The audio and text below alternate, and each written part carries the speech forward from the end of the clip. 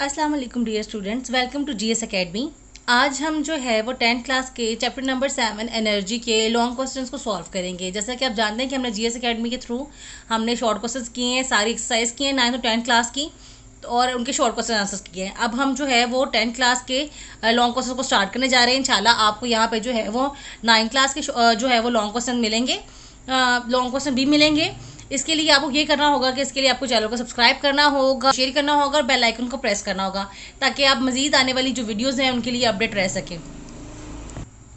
तो आज हम यूनिट नंबर 7 एनर्जी जो है इसके लॉन्ग क्वेश्चंस को सॉल्व करते हैं। आइए चलते हैं लॉन्ग क्वेश्चंस की तरफ।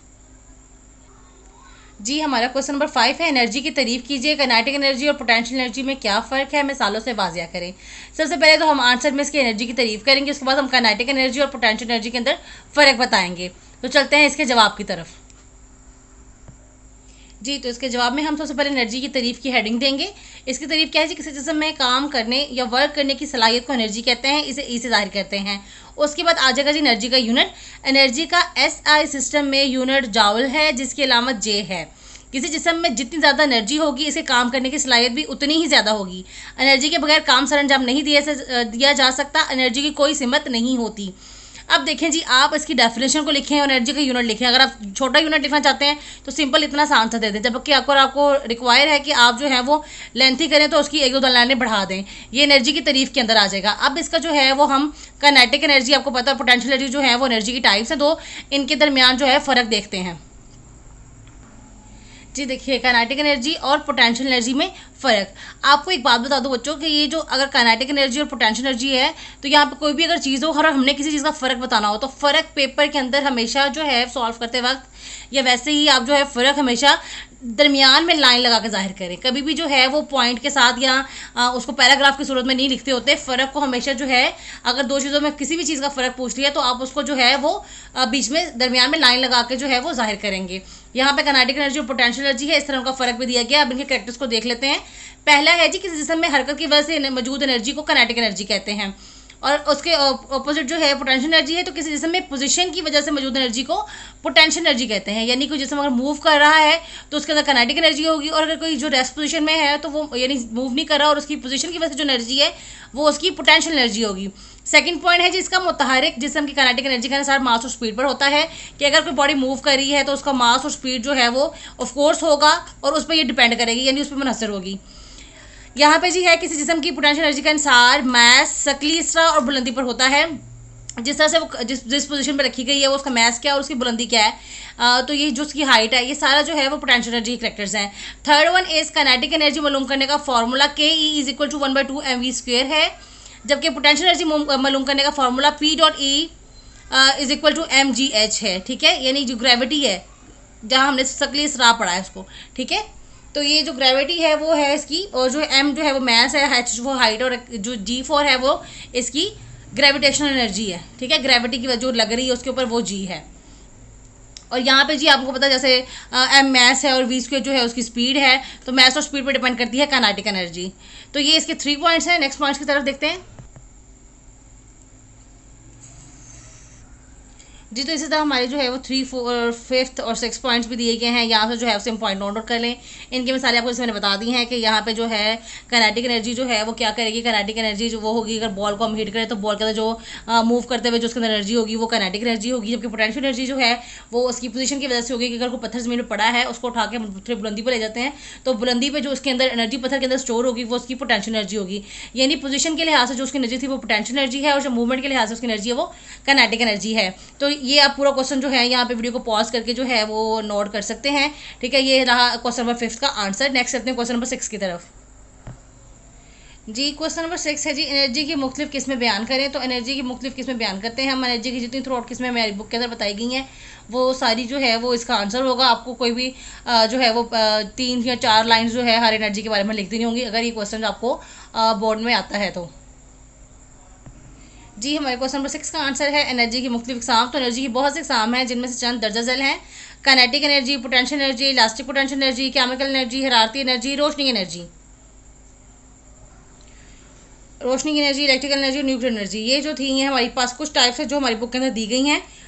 आप इसको, क्योंकि ये लॉन्ग क्वेश्चन है, इसको डिटेल में लिखना है, तो इस आपकी डिटेल जो है वो हमेशा 2 से 3 लाइन्स में होनी चाहिए, ताकि जो है हम इसको कवर अप कर सकें, ताकि क्वेश्चन भी लेंथी हो जाए और ज़्यादा एक्स्ट्रा लेंथी भी ना हो जाए। तो ये सारी जो है एनर्जी की टाइप्स हैं, इन टाइप्स को जो है हम जो है वो अब डिटेल में पढ़ देते हैं। मैं आपको बता देती हूँ, आप जो है उनमें से जो है वो पॉइंट्स बना के तो इसको जो है वो लिख सकते हैं।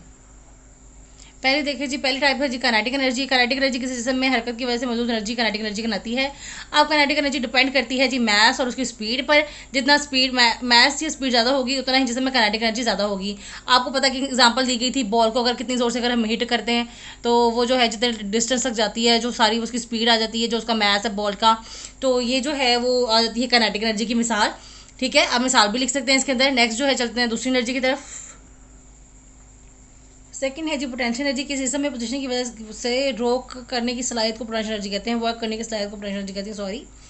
अब अगर किसी बॉडी के अंदर जो है वो वर्क डन हो रहा है और वो उसकी पोजीशन की वजह से है, तो हम जो है वो कहेंगे कि जिसम में जो है वो मौजूद एनर्जी को पोटेंशियल एनर्जी है। अब उसकी मिसाल देखें कि एक पत्थर जमीन में पड़ा हुआ है, तो उसमें काम करने की सलाहियत जो है वो 0 है। अगर पत्थर को उठाकर कुछ बुलंदी तक ले जाते हैं और उसमें ग्रेविटेशन पोटेंशियल एनर्जी के बराबर फोर्स लगाना पड़ती है, यानी पत्थर पर वर्क करना पड़ता है। ये वर्क बुलंदी पर पत्थर में मौजूद पोटेंशियल एनर्जी की सूरत में स्टोर हो जाता है। यही वजह है कि पत्थर को ज़्यादा हालत छोड़ दें तो वो खुद ब खुद वर्क करके नीचे ज़मीन पर आ गिरेगा। लिहाजा बुलंदी पर मौजूद पत्थर में पोटेंशियल एनर्जी होती है। तो आप इसकी एग्जांपल क्या होगी कि जो अगर हम एक पत्थर को ज़मीन से उठाकर जो है वो बुलंदी में ले जाए, तो बुलंदी में पत्थर के अंदर जो एनर्जी स्टोर है वो उसकी पोटेंशियल एनर्जी है। नेक्स्ट देखिए जी पोटेंशियल एनर्जी का इंसार। तो पोटेंशियल एनर्जी का इंसार जिस्म के मैस और सतह ज़मीन से बुलंदी पर होता है, यानी उसकी ग्रेविटी और उसके मैस पर होता है, ठीक है, और उसकी हाइट पर। पोटेंशियल एनर्जी जो है वो 3 चीज़ों पे करती है। आपको पता है इसका फार्मूला मैंने आपको बताया था, P dot E is equal to M G H. तो एम जी एच जो है मैस है, जी फॉर ग्रेविटी और एच फॉर हाइट उसकी। तो ये 3 चीज़ें जो है पोटेंशियल एनर्जी का इन पर इंसार होता है, यानी डिपेंड करना। नेक्स्ट एनर्जी की तरफ चलते हैं। नेक्स्ट है जी इलास्टिक पोटेंशियल एनर्जी। तो किसी से में दबाने, खींचने या मोड़ने से जो एनर्जी स्टोर होती है उसे इलास्टिक पोटेंशियल एनर्जी का नाम दिया जाता है। तो वो जब जिसको खुद ब खुद जो है वो ढीला छोड़ दी जाए तो वो वापस वर्क करना जो है वो खुद ब खुद वर्क करता है। मसलन रबड़ का टुकड़ा या गुलेल वगैरह से कसा हुआ स्प्रिंग। तो ये जो है वो इसकी एग्जांपल्स हैं कि अगर आप रबड़ को देखें तो आप रबड़ को जितना खींचते हैं तो उसके अंदर वर्क डन हो जाता है। अब वो वापस उसको छोड़ेंगे तो वो खुद ब खुद वर्क करते हुए वापस अपनी पहली पोजीशन पे आ जाएगी। तो यानी दबाने, खींचने या मोड़ने से जो एनर्जी स्टोर होती है उसे इलास्टिक पोटेंशियल एनर्जी कहते हैं। Fourth one is chemical energy. तो केमिकल रिएक्शन के दौरान जब या खारिज होने वाली एनर्जी को केमिकल एनर्जी कहते हैं। गाड़ियों में पेट्रोल को जलाकर एनर्जी हासिल की जाती है। खुराक से हमारा जिस्म जो एनर्जी हासिल करता है वो भी केमिकल रिएक्शन से पैदा होने वाली केमिकल एनर्जी है। यानी किसी भी रिएक्शन के दौरान, केमिकल रिएक्शन के दौरान जो एनर्जी हम एब्जॉर्ब कर रहे हैं, ये जो एनर्जी हम खारिज हो रही है, तो उनको जो है वो हम कहेंगे केमिकल एनर्जी, ठीक है। नेक्स्ट जो एनर्जी है हमारे पास रोशनी की एनर्जी है। एक रोशनी की एनर्जी किस्म है जिसमें से हम चीज़ों को देख सकते हैं। सूरज रोशनी और हरारती एनर्जी का सबसे बड़ा मनबा है। तो जी सूरज जो है वो मेन सोर्स है जिससे हमें रोशनी जो है वो हासिल होती है। जब बल्ब में करंट गुजरता है तो ये रोशनी मुहैया करता है। न्यूक्लियस के गिर्द इलेक्ट्रॉन मुख्तलिफ मदारों में गर्दिश करते हुए जब ज़्यादा एनर्जी वाले ऑर्बिट से कम एनर्जी वाले ऑर्बिट में जम कर जाते हैं तो रोशनी खारिज होती है। पौधे फोटोसेंसिस के अमल से खुराक तैयार करने के लिए रोशनी इस्तेमाल करते हैं, जैसे जानवर और पौधे इस्तेमाल करते हैं। तो ये सारा सोर्स है जिससे हमें जो है वो रोशनी मिलती है। नेक्स्ट एनर्जी जो है हम उसकी तरफ चलते हैं। इलेक्ट्रिकल एनर्जी है जी, नाम से जाहिर है इलेक्ट्रिक होगी तो वो चार्ज होंगे, तो चार्ज के बहाव की एनर्जी इलेक्ट्रिकल एनर्जी कहलाती है। जहाँ चार्ज मूव्स करें उसकी एनर्जी को हम इलेक्ट्रिकल एनर्जी कहेंगे। इलेक्ट्रिकल एनर्जी को आसानी से एक जगह से दूसरे को मुंतकिल किया जा सकता है। इलेक्ट्रिक एनर्जी को दूसरी शक्लों में तब्दील किया जा सकता है। इलेक्ट्रिक एनर्जी बहुत ज़्यादा वसी पैमाने पर इस्तेमाल हो रही है। तो जो आप जो है वो इसको रॉक के वीडियोज़ को जो है इनको नोट डाउन कर सकते हैं, इनकी कॉपी कर सकते हैं। इसीलिए जो है वो आपको जो है ये सारा जो है वो दिखाया जा रहा है मटीरियल, ठीक है। अब नेक्स्ट एनर्जी की तरफ चलते हैं जी। Last one is nuclear energy. तो न्यूक्लियर फिशन या भारी एटम्स के न्यूक्लियस को तोड़ने से हासिल होने वाली एनर्जी को न्यूक्लियर एनर्जी कहा जाता है। न्यूक्लियस से एनर्जी 2 तरीकों से हासिल की जाती है। पहला है जी न्यूक्लियर फिशन। फिशन का मतलब होता है ब्रेक डाउन। तो जब भारी न्यूक्लियस को तोड़ते हैं तो उस एनर्जी जो खारिज होती है वो न्यूक्लियर फिशन के अंदर आता है। दूसरा है जी न्यूक्लियर फ्यूजन। फ्यूजन आपको ये पता है कि फ्यूजन का मतलब होता है जी फ्यूज़ कर जाना। तो जब 2 या 2 से ज़्यादा छोटे न्यूक्लियस आपस में जुड़ते हैं तो ये अमल न्यूक्लियर फ्यूजन कहलाता है। इस अमल से बहुत ज़्यादा एनर्जी हासिल होती है, एनर्जी हरारत की शक्ल में हासिल होती है। सूरज में हर वक्त न्यूक्लियर फ्यूजन का अमल हो रहा होता है। सूरज से आने वाली रोशनी और हरारत की एनर्जी इस अमल की में होने में लगता है। तो ये न्यूक्लियर एनर्जी की 2 टाइप्स हैं, इसको भी आप नोट डाउन कर सकते हैं। बाद में शॉर्ट क्वेश्चन के अंदर आपको न्यूक्लियर फिशन और न्यूक्लियर फ्यूजन के अंदर डिफरेंस पूछ लेता है, तो जो कि आप इस तरह से भी इनको जो है वो याद करके लिख सकते हैं। क्वेश्चन नंबर 7 है जी एनर्जी का बाहमी तबादले से क्या मुराद है। कंजर्वेशन ऑफ एनर्जी का कानून की तारीफ कीजिए। तो एनर्जी के बाहमी तबादला कैसे होता है, कंजर्वेशन एनर्जी का कानून है। आइए इसका जवाब देखते हैं। एनर्जी के बाहमी तबादले से क्या मुराद है, कंजर्वेशन एनर्जी का कानून लिखें। तो जी एनर्जी का बाहमी तबादला क्या है कि एनर्जी एक किस्म को एनर्जी की एक किस्म को दूसरी किस्म में तब्दील किया जा सकता है। एनर्जी की एक शक्ल से दूसरी शक्ल में तब्दीली को एनर्जी का बाहमी तबादला कहते हैं।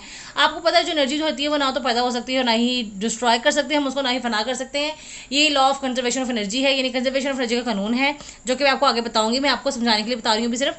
तो एनर्जी जो है वो सिर्फ एक फॉर्म से दूसरी फॉर्म में कन्वर्ट हो सकती है। तो ये एनर्जी के जो कन्वर्जन है, जो एनर्जी का तबादला है, तो बाहमी तबादला, बाहमी अगर तबादला होगा तो इंटर कन्वर्जन होएगा, और अगर तबादला है खाली तो कन्वर्जन होगा। तो एनर्जी को एक फॉर्म से दूसरी फॉर्म में जो कन्वर्ट करना है वो आ जाता है एनर्जी के बाहमी तबादले के अंदर। ठीक है, आगे उसकी मिसाल देख लें। किसी जिस्म को उठाकर बुलंदी पर ले जाने में इसमें ग्रेविटेशनल प्रेशर एनर्जी स्टोर हो जाती है। किसी जिस्म को उठाकर बुलंदी पर ले जाने में इसमें ग्रेविटेशनल पोटेंशियल एनर्जी स्टोर हो जाती है और बुलंद मुकाम पर सारी की सारी पोटेंशियल एनर्जी होती है और काइनेटिक एनर्जी सिफर, क्योंकि बुलंद मुकाम पर जिस्म रुक कर वापस आता है, वापस आने पर इसमें काइनेटिक एनर्जी बढ़ती है और पोटेंशियल एनर्जी कम हो जाती है, जबकि सतह जमीन पर काइनेटिक एनर्जी ज़्यादा से ज़्यादा और पोटेंशियल एनर्जी सिफर हो जाती है। यानी पोटेंशियल एनर्जी में इजाफा is equal to kinetic energy, potential energy में कमी is equal to kinetic energy में कमी और काइनेटिक एनर्जी में इजाफा is equal to potential energy में इजाफा। ठीक है, ये सारी जो है वो इक्वेशन इसकी बता दी गई है। इसके अलावा सेल या बैटरी में केमिकल रिएक्शन होता है जिसकी वजह से केमिकल एनर्जी जो है वो इलेक्ट्रिक एनर्जी में तब्दील हो जाती है। ठीक है, तो ये जो है इसकी एग्जांपल्स हैं, आप दोनों में से कोई भी लिख सकते हैं। ये देखिए, सेल या बैटरी में केमिकल रिएक्शन होता है तो इसकी वजह से जो केमिकल एनर्जी है वो इलेक्ट्रिकल एनर्जी में तब्दील हो जाती है। ये जो है इस तरह खुराक जो हम खाते हैं, वो जो हमारी खुराक है हम खा रहे हैं, वो जो है वो बॉडी और मसल्स को जो जाती है वो खून वगैरह सप्लाई करती है, तो वो भी हमारी बॉडी का हिस्सा बन जाती है। इस तरह जो है वो फूड की शक्ल जो है वो पोटेंशियल एनर्जी जो है जिसमें जाकर काइनेटिक एनर्जी बन गई, तो यानी कि इलेक्ट्रोकेमिकल एनर्जी बन गई, जिससे जो है वो हमारी बॉडी को एनर्जी मिली। तो ये काफ़ी डिफरेंट एग्जांपल्स हैं इसकी, तो आप वो बुक के अंदर अवेलेबल है। इस क्वेश्चन के अंदर भी मैंने आपको दोनों बता दी हैं, इनमें से जो आपको ईजी लगती है वो आप लिख सकते हैं। कंजर्वेशन ऑफ एनर्जी का कानून, एनर्जी एक हालत से दूसरी हालत में तब्दील तो हो सकती है लेकिन कुल एनर्जी हमेशा उतनी ही रहती है। इसे कंजर्वेशन ऑफ एनर्जी का कानून कहते हैं। यानी एनर्जी जो है वो एक फॉर्म से दूसरी फॉर्म में कन्वर्ट होगी, जबकि टोटल एनर्जी इसकी वही रही जो कि पहले थी, ना वो ज़्यादा हुई ना वो कम हुई। दूसरे लफ्ज़ों में यूँ कहा जा सकता है कि एनर्जी ना तो पैदा होती है और ना ही ज़ाया होती है, बल्कि सिर्फ अपनी हालत तब्दील करती है। तो ये है कंजर्वेशन ऑफ एनर्जी का कानून जो है, आप इसको भी इसके आंसर के अंदर मैंशन करेंगे। क्वेश्चन नंबर 8 है जी, एनर्जी हासिल करने के रवायती तरीके कौन कौन से हैं? किसी एक तरीके पर मुफस्सल नोट लिखें, यानी डिटेल में नोट लिखें। तो एनर्जी हासिल करने के रवायती तरीके बताते हैं, हम इसके जवाब की तरफ चलते हैं। एनर्जी के असूल के रवायती तरीके, एनर्जी के असूल के रवायती तरीके दर्ज झैल हैं। First one is hydro electric power. Hydro means water और इलेक्ट्रिक पावर, और इलेक्ट्रिक पावर के थ्रू जो है हम पानी से जो एनर्जी हासिल करते हैं वो हाइड्रो इलेक्ट्रिक। थर्मल पावर है जी, सॉरी, थर्मल पावर जो है जो हम चीज़ों को जलाकर फॉसिल फ्यूल्स वगैरह से एनर्जी हासिल करते हैं वो थर्मल पावर है। Third one is nuclear power. जो न्यूक्लियस से जो है वो न्यूक्लियर फिजन और फ्यूजन से जो एनर्जी हासिल होती है उनके जज़ब होने से एनर्जी की और खारिज होने से, तो वो एनर्जी आ जाती है न्यूक्लियर पावर के अंदर। सबसे पहले जी हाइड्रो इलेक्ट्रिक पावर को देखते हैं। हाइड्रो इलेक्ट्रिक पावर में जी बहते हुए पानी की काइनेटिक एनर्जी को इलेक्ट्रिक एनर्जी में तब्दील करने के अमल को हाइड्रो इलेक्ट्रिक पावर कहते हैं। अब आपके सामने जो है वो थ्रू आउट जो है हाइड्रो इलेक्ट्रिक पावर का तरीका आपके सामने है। इसको आप जो है वो कॉपी करके जो है वो पेपर के अंदर लिख सकते हैं। अब कॉपी करने से बच्चों ये मुराद नहीं कि आप इसको पेपर फाड़ के ले जाएं बोर्ड में बैठ के कॉपी करें। कॉपी करने से मुराद ये है कि आप इसको जो है वो नोट डाउन करें, याद करें, और इसको जो है वो आप पेपर्स के लिए अपने ये मवाद मटेरियल बनाएं और उसको आप जो है वो ब्रेन के थ्रू अपने हॉल करते हुए सब चीज़ों को रिमाइंड कराते हुए पेपर के अंदर इसको सॉल्व करें। तो हाइड्रो इलेक्ट्रिक पावर जो है आपको नाम से बताया, बहते पानी की इलेक्ट्रिक एनर्जी जो होती है उसको जो है हम टर्बाइंस लगाते हैं, टर्बाइंस के साथ जो वो टर्बाइनें घूमती हैं तो वो जो है वो पानी को जो है वो ऊपर ले जाती हैं। जिस तरह टैंकी के पानी की एग्जांपल जो है वो इसके अंदर आ जाती है। ठीक है, तो वो जो इस तरह जो है जो हम एनर्जी पैदा करते हैं पानी को घुमा के टरबाइनें चला के, तो वो हाइड्रो इलेक्ट्रिक पावर के अंदर आ जाती है। बाकी आपके सामने तरीका मेंशन है, आप इसको डायग्राम भी आपके सामने है जी। रिजर्वायर लगाए जाते हैं, जनरेटर्स लगाए जाते हैं, फिर वहाँ से टरबाइनें घूमती हैं तो पानी जो है वो उसको जनरेटर चला के जो है वो हम हाइड्रो इलेक्ट्रिक पावर जो है के थ्रू जो है वो एनर्जी पैदा कर लेते हैं, इलेक्ट्रिसिटी पैदा कर लेते हैं। ठीक है, नेक्स्ट है थर्मल पावर। तो फोसल फ्यूल्स, कोयला, तेल और कुदरती गैस को जलाकर इलेक्ट्रिसिटी का सोर्स थर्मल पावर कहलाता है। यानी जो है हम थर्मल चीज़ों को, जो कोयला, तेल और कुदरती गैस है, इनको जलाकर जिस तरह से इलेक्ट्रिसिटी पैदा करते हैं वो थर्मल पावर आ जाती है। थर्मल पावर का सोर्स जो है फोसल फ्यूल्स में पोटेंशियल एनर्जी स्टोर हो जाती है। जब इन्हें जलाया जाता है तो हरारत हासिल होती है, इस हरारत को भाप में तब्दील करके टर्बाइंस को मच जाती हैं जिससे जनरेटर चलता है और इलेक्ट्रिसिटी पैदा होती है। ये है जिसकी डायग्रामेटिक फॉर्म है, आप इसको जो है वो इस तरह से भी याद कर सकते हैं। ऊपर जब मेंशन भी है कि किस तरह से जो है हम इसको थर्मल पावर को यूज़ करते हुए इलेक्ट्रिसिटी पैदा कर सकते हैं। नेक्स्ट चलते हैं। नेक्स्ट है जी न्यूक्लियर पावर। तो जो है आप न्यूक्लियर पावर न्यूक्लियर फिशन के जरिए इलेक्ट्रिसिटी का हसूल जो है वो न्यूक्लियर पावर कहलाता है। तो न्यूक्लियर पावर के तरीके भी जो है मेंशन किए गए हैं। आपने इनमें से किसी एक पे जो है वो डिटेल नोट लिखना है। तो आपको तीनों तरीके बता दिए गए हैं कि तीन जो है उसके रवायती तरीके हैं। तीनों में से कोई भी एक तरीका जो आपको ईजी लगता है या जो आपको सही तरह से याद है वो तरीका आप उसके अंदर मैंशन कर दें। पहले तीन जो है रवायती तरीके के नाम लिखें आप, फिर उनमें से किसी एक पे डिटेल्स में जो है वो लिख दें, तो आपका ये आंसर कंप्लीट हो जाएगा। ठीक है, थर्ड जो था वो न्यूक्लियर पावर था। नेक्स्ट क्वेश्चन की तरफ चलते हैं जी। तो स्टूडेंट्स आज हमने 5 to जो है वो 8 क्वेश्चन जो है इस वीडियो के अंदर जो है वो सॉल्व किए हैं। आपको इन सबके जो है वो डिटेल आंसर बताए गए हैं। अब जो है नेक्स्ट क्वेश्चन जो नेक्स्ट है वो आपको इंशाल्लाह ताला नेक्स्ट वीडियो में मिलेंगे। तब तक जो है वो हमारे चैनल को ज़रूर सब्सक्राइब करें, इस वीडियो को शेयर करें और आने वाली वीडियोज़ के लिए जो है वो बेल आइकन को प्रेस करें। नेक्स्ट वीडियो के लिए इंशाल्लाह जो है वो हम बाकी के क्वेश्चन आंसर जो है वो इनको जो डिटेल क्वेश्चन आंसर है इनको सॉल्व करेंगे। नेक्स्ट वीडियो तक के लिए अल्लाह हाफिज़।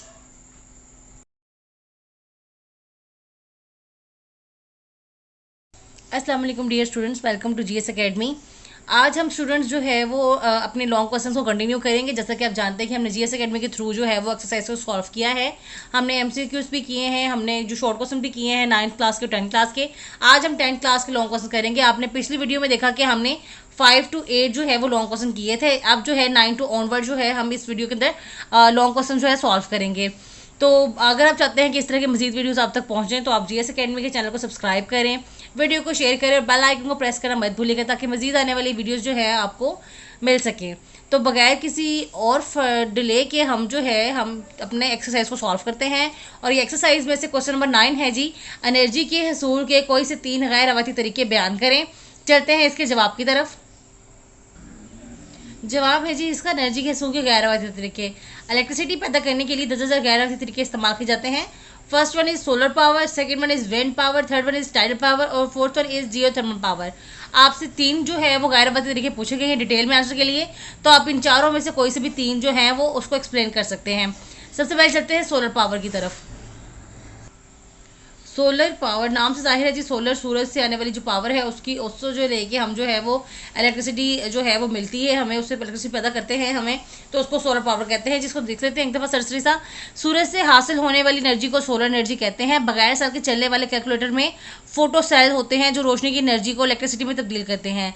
ज़मीन के कोरे पर अमूमन बढ़ने वाली सोलर एनर्जी करीबन 1.4 किलो वाट फी मुरबा मीटर होती है, लेकिन कोरा हवाई में मौजूद गैसेज, खाकी ज़रात और आबी बुखारा सोलर एनर्जी को रिफ्लेक्ट जज़ब या मुंतशिर करते हैं।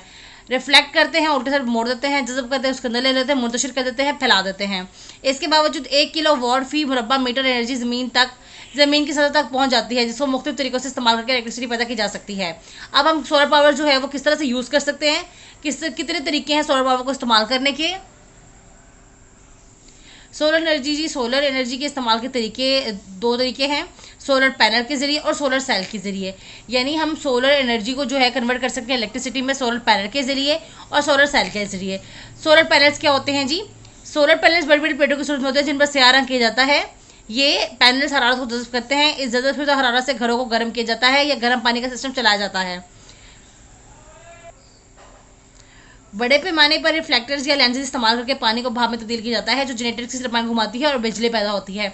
तो जी हम जो घरों में बड़े बड़े सोलर पैनल्स आजकल आपको पता है बड़ी बड़ी इमारतों में लगे हुए हैं, बिल्डिंग्स में लगे हुए हैं, वो ये क्या काम कर रहे हैं कि वो सूरज से आने वाली जो रेज़ है उनको जज़ब कर लेते हैं। जो ब्लैक कलर के होते हैं वो जज़ब कर लेते हैं और उन रेज़ की मदद से जो है वो लाइट जो है वो स्टोर हो जाती है उसके अंदर, तो उसको जो है वो यूटिलाइज करके इलेक्ट्रिसिटी पैदा की जाती है, जिससे हम घरेलू और रात बल्ब और AC वगैरह जो है वो पैनल की मदद से चलाते हैं।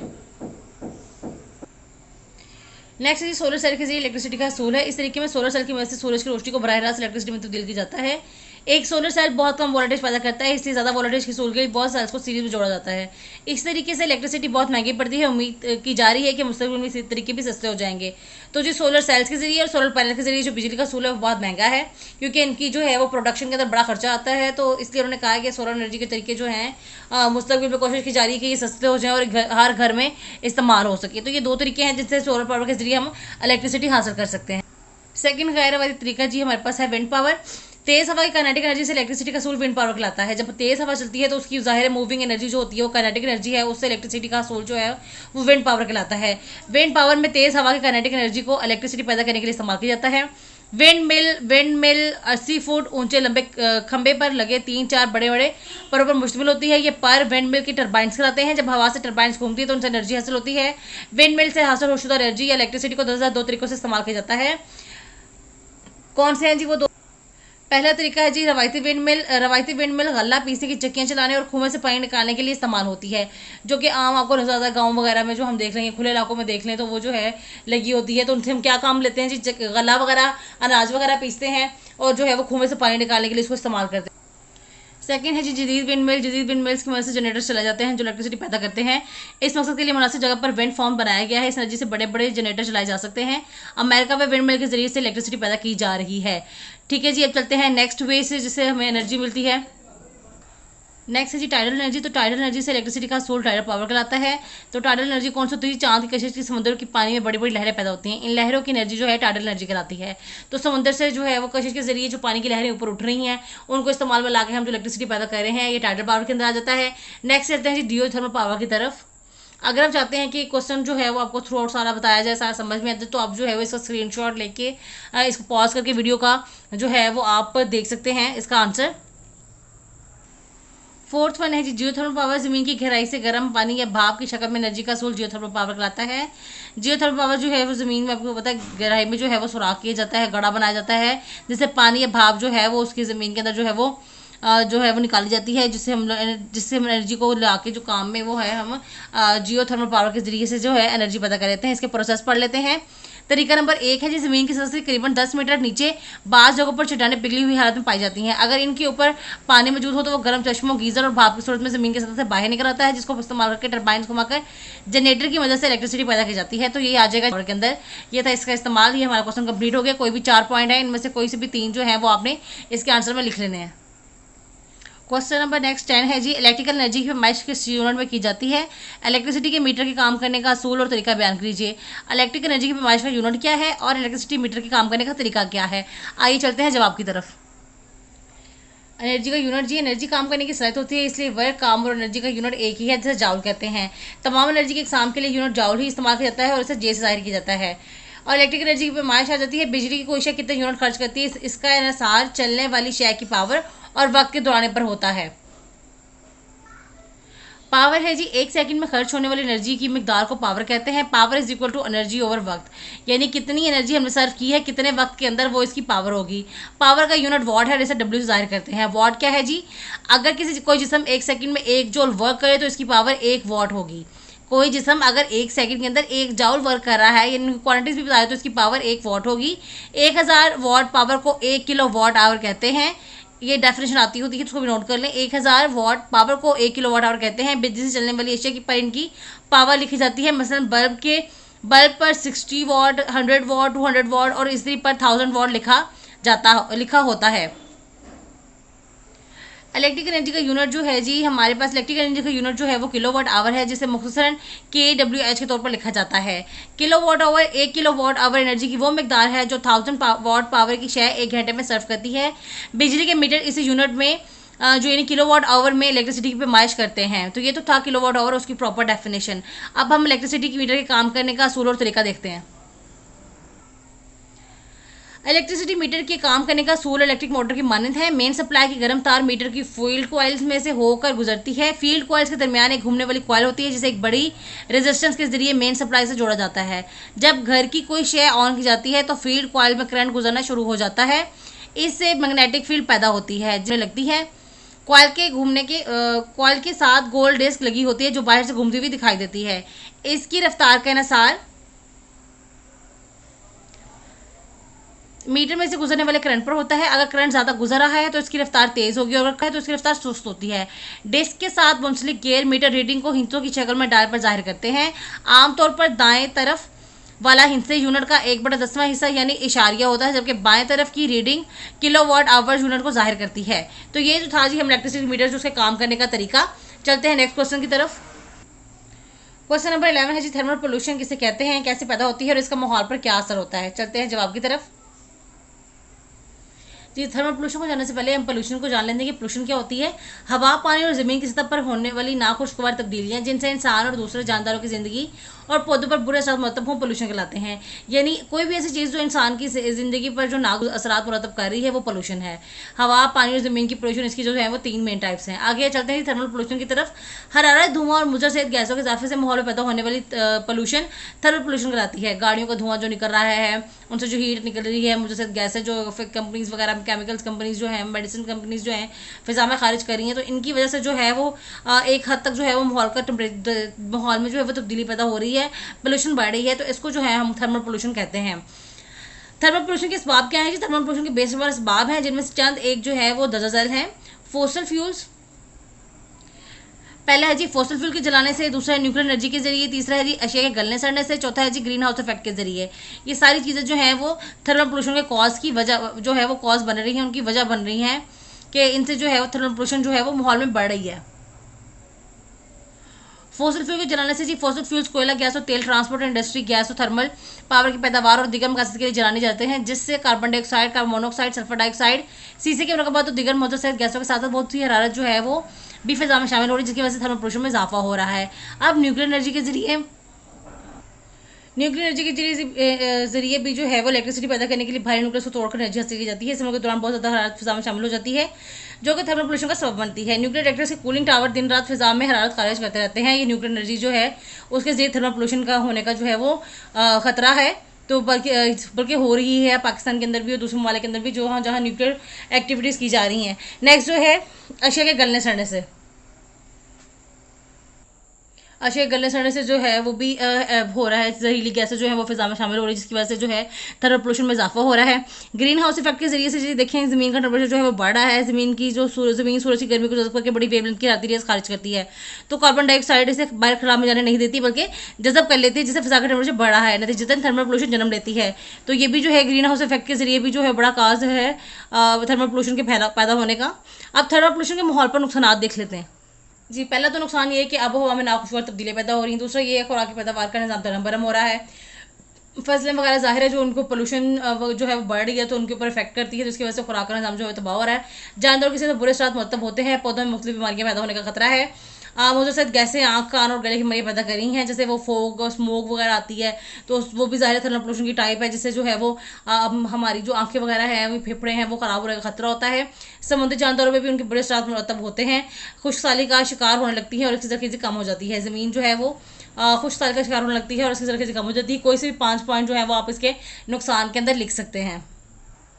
क्वेश्चन नंबर 12 है जी, मुसलसल पर नोट लिखें। न्यूक्लियर फ्यूल से लाख खतरात और एनर्जी का तहफ़्फ़ुज़, इन दोनों में जो है वो पैराग्राफ जो है वो उनके ऊपर आप जो है एक पैराग्राफ जो है वो नोट में लिख सकते हैं। न्यूक्लियर फ्यूल जो न्यूक्लियर एनर्जी से लाख खतरात है जी। इलेक्ट्रिसिटी के सूल के लिए न्यूक्लियर एनर्जी इस्तेमाल की जाती है। न्यूक्लियर एनर्जी के लिए इस्तेमाल होने वाला मादा रेडियो एक्टिव एलिमेंट्स का हामिल होता है, जिससे हर वक्त खतरनाक शुआएं खारिज होती रहती हैं। इनमें अल्फा रेज, बीटा रेज और गामा रेज हैं जी। अगर इस ईंधन को संभालते या स्टोर करते वक्त या इस्तेमाल करते वक्त न्यूक्लियर रिएक्टर से खारिज हों तो आसपास काम करने वाले अफराद खतरे की जद में आ जाते हैं। रेडिएशन जानदारों के सेल्स, टिश्यू और जीन्स पर असरअंदाज होकर हैयत में तब्दीली पैदा कर देती हैं। रेडिएशन से जल्द की बीमारी और कैंसर जैसी खतरनाक बीमारियां पैदा हो सकती हैं। आगे जी है ये रेडिएशन से बचाव के इक़दाम हैं। आप जो है शीशे की मोटी दीवारों वाले कैलेंडर का इस्तेमाल करना चाहिए। न्यूक्लियर रिएक्टर की गेट जो है वो कंक्रीट की मोटी दीवार रखनी चाहिए। Third one is nuclear waste की जो है वो तल्फी करनी चाहिए, दफन करना चाहिए। इनको कंटेनर से बंद करके समुद्र की तह में रखना चाहिए। शीशे के ब्लॉकों में फ्यूज करके रखना चाहिए और इनको डॉक्टर में पढ़कर खिलावेंगे तो उससे अर्बड़ पहुंचा देना चाहिए। इन तमाम चीज़ों से जो है वो न्यूक्लियर से रेडिएशन से खारिज होने वाले खतरात से इंसान जो है वो बच सकता है। तो ये कुछ तरीके उन्होंने बताए हैं, ये आपके इस पैराग्राफ के अंदर इसका सारा आंसर आ जाएगा। नेक्स्ट ये है एनर्जी का तहफ़्फ़ुज़ किस तरह से कर सकते हैं कि electric power station, factory, transport, दफातर, तलीमी इदारों, घरों में जिसका एनर्जी इस्तेमाल हो रही है, इससे एनर्जी के मकसद में कमी होती जा रही है। खतरा यह है कि कदर ज़्यादा इस्तेमाल से आइंदा नस्ल एनर्जी से महरूम हो जाएंगी। इससे ज़रूरी है कि एनर्जी को इस अंदाज से इस्तेमाल में लाई जाए कि इसकी असल मकदार में ज़्यादा कमी वाक़ ना हो, यानी एनर्जी का तहफ़्फ़ुज़ किया जाए जो कि एनर्जी के वसाइल की मुताज है और वसाइल महदूद हैं। एनर्जी का तहफ़्फ़ुज़ करने से मुराद उन वसाइल को बचाना है कि मज़ीद तलाश करना है जिनसे हम एनर्जी को जो है वो सेव कर सकें। अब इनके लिए इक़दाम क्या उठा रहे हैं हम जी। पहला तो है एनर्जी के तहफ़्फ़ुज़ के लिए इक़दाम। ट्रांसपोर्ट के लिए फॉसिल फ्यूल्स की बजाय कोई मुतबादिल फ्यूल्स इस्तेमाल में लाए जाएँ। गाड़ियों की पेट्रोल की बजाय खुद गैस CNG पर चलाया जाए। ब्राज़ील ने अल्कोहल से गाड़ी चलाना शुरू कर दी है, बाकी मालिक को भी इस पर अमल करना चाहिए। अब हमको चाहिए कि अपनी ज़ाती गाड़ी इस्तेमाल लाने के बजाय पब्लिक ट्रांसपोर्ट में सफ़र करें। गाड़ियाँ ऐसी बनानी चाहिए कि वो कम से कम ईंधन सर्व करें। गाड़ियों के इंजन ज़्यादा कारकर्दगी के हामिल होने चाहिए। इंडस्ट्रीज में इस्तेमाल शुदा एनर्जी को दोबारा इस्तेमाल बनाने के तरीके पर काम करना चाहिए। वेस्ट मटेरियल को जलाकर हरारत की एनर्जी हासिल की जा सकती है। घर, स्कूल, दफ्तरों, फैक्ट्री में एनर्जी की गैर जरूरी इस्तेमाल से परहेज करना चाहिए। मतलब रोशनी के बल्बों की बजाय एनर्जी सेवर इस्तेमाल करने चाहिए। बिजली के ऐसे हालात इस्तेमाल में लाने चाहिए जो कम इलेक्ट्रिसिटी इस्तेमाल कर सकते हैं। बायोगैस एनर्जी के इस्तेमाल को रिवाज देना चाहिए जो देहातों में आसानी से मैसर आ जाती है। मुकामी तौर पर बिजली पैदा करने वाले हाइड्रल और पावर स्टेशन बनाने चाहिए ताकि दूर से आने वाली बिजली ज़ाया ना हो। गैर रवायती ज़राए के जरिए एनर्जी का सूल मुमकिन बनाने की कोशिश करनी चाहिए। मतलब solar energy, wind mill energy, tidal energy वगैरह से एनर्जी के सूल को काबिल अमल बनाया जाना चाहिए। ये थे हमारे तमाम क्वेश्चंस। जी तो स्टूडेंट, आज हमने क्वेश्चन नंबर 9 to 12 जो है तमाम जो है चैप्टर नंबर 7 की एक्सरसाइज को सॉल्व कर लिया है। हमारे तमाम जो है लॉन्ग क्वेश्चन चैप्टर कंप्लीट हो गए हैं। नेक्स्ट चैप्टर्स की वीडियोस के लिए आप हमारे साथ रहिएगा। इस चैनल को शेयर करें, इस चैनल को सब्सक्राइब करें, इस वीडियो को शेयर करें ताकि इस बेल आइकन को प्रेस करें ताकि मजीद आगे आने वाली वीडियोज़ के बारे में आप जो है वो जान सकें। अभी हमने 9th क्लास के क्वेश्चन आंसर को भी सॉल्व करना है। पहले हम जो है वो 10th क्लास के इंशाअल्लाह ताला नेक्स्ट चैप्टर के साथ आगे हाजिर होंगे। अल्लाह हाफिज़।